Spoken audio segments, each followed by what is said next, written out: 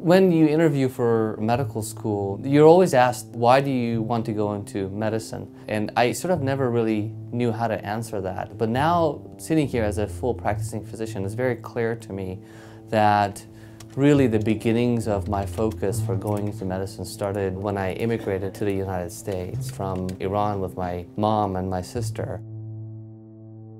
When I was growing up, the family was a family of activists. The year was after the revolution, after 1979. I was around 9-10 years old. Khomeini had come in and there was an attempt to establish sort of power sharing in a government. And the feeling was this was going to be a democracy. When the revolution, in essence, went south, it was decided between my uncle and my dad that there was a need for communication. And so the idea was to develop a radio station or transmitter that could spread the word. And that was never carried out because the plans were discovered in a safe house, which ultimately led to my dad's arrest.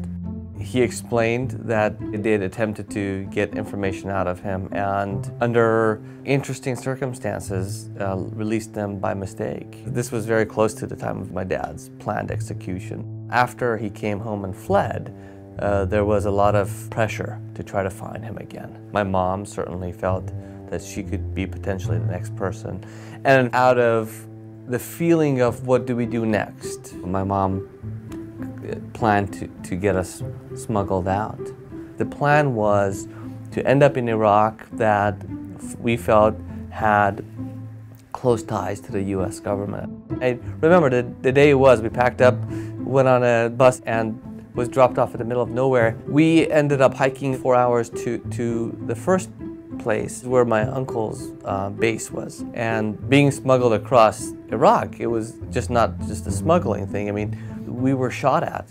There was a night that we were getting across the river going to Iraq. The guards hear the hooves of the mules and horses galloping in this cold rocky river. Once they hear those hooves, they'll just start shooting randomly. I remember hearing bullets pass by, grenades landing. We knew that if anyone fell off a horse, and the horses were galloping through at this point, it would be left behind. And there was the sense of, you pass this river, you're in Iraq safely. Well, the hope was, we get there, we'll get a political asylum to the US. That didn't work out. I don't know the exact reasons why, but what I do remember was being deported back into Iraq. We were basically put on the back of a farming tractor. And what I remember was all this mud was flinging up in the air and landing on us, and that just captured the sort of the sadness of the moment and the disappointment and the feeling of, what are we going to do now? I remember that look in my mom's eyes, and I just felt like such a demoralized human being. I mean, I don't know what my mom was going to do. We ended up basically arriving back in Tehran, and the only place that we felt like we can go was my mom's sister's house. And we arrived.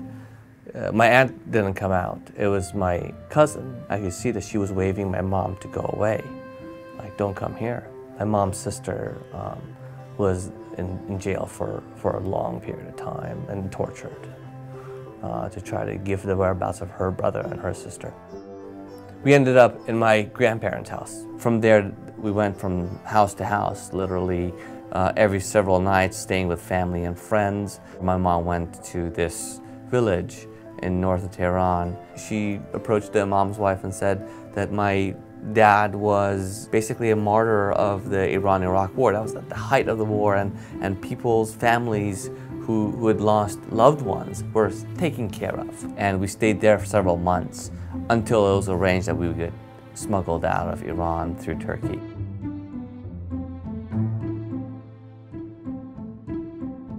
We would go from village to village with multiple different caravans, and we ran into several physicians, and one in particular that we got to know very well. He was a neurosurgeon who was also fleeing out of Iran. You would run into people like this, and for however many days or weeks that we spent together, me as a 9-year-old boy, I had nothing else to do. So I think what really struck me was interacting with people like him and seeing what he did and practicing sort of his, I wouldn't say clinical skills, but compassionate skills as a physician to try to listen to people and solve their problems.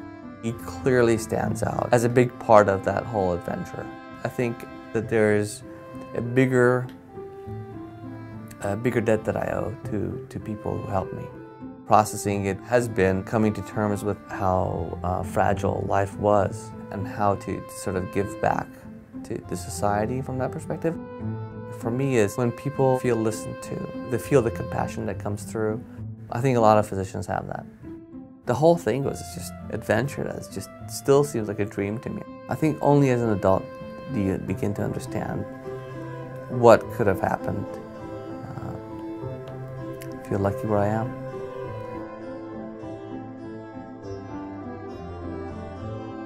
The preceding program is copyrighted by the Board of Trustees of the Leland Stanford Junior University.